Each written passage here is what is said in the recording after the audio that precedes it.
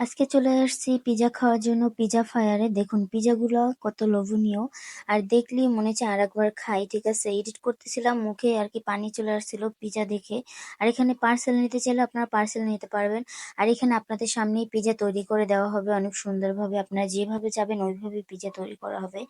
এখানে আপনারা বিফ থেকে চিকেন থেকে শুরু করে সব রকমের পিজা আপনারা এখানে পাবেন। ঠিক আছে, ইভা আসছিল আমাদের সাথে পিজা খাওয়ার জন্য। ইভাকে জিজ্ঞেস করলাম তুমি কি পিজা খেতে চাও?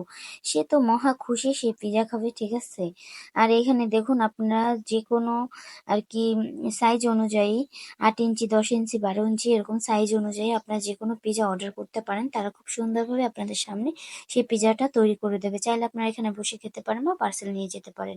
কথা বলতে বলতে আমাদের পিজাটা চলে আসছে। আমাদের পিজাটা ছিল হচ্ছে সবচেয়ে বড় পিজা, 12 ইঞ্চির একটা পিজা ছিল। আর পিজাটা দেখতে দেখেন কত লোভনীয়, অনেক সুন্দর।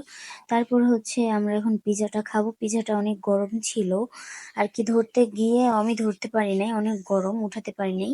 তারপর হচ্ছে আমি টিস্যু দিয়ে তারপর পিজাটা উঠাইছি আর কি, এত গরম ছিল।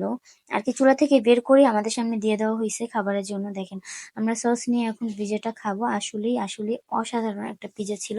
আপনারা যদি আসতে চান অবশ্যই আপনারা এখানে চলে আসতে পারেন। এটা হচ্ছে টিকাতুলি সেন্ট এলিমেন্টস কলেজের সামনে, রাস্তার পাশে অনেকগুলো দোকান বসে। দেখেন পিজা ছাড়া এখানে বার্গার অনেক কিছু আপনারা পাবেন। যদি আসেন অবশ্যই অবশ্যই ট্রাই করবেন পিজা ফায়ারের পিজা।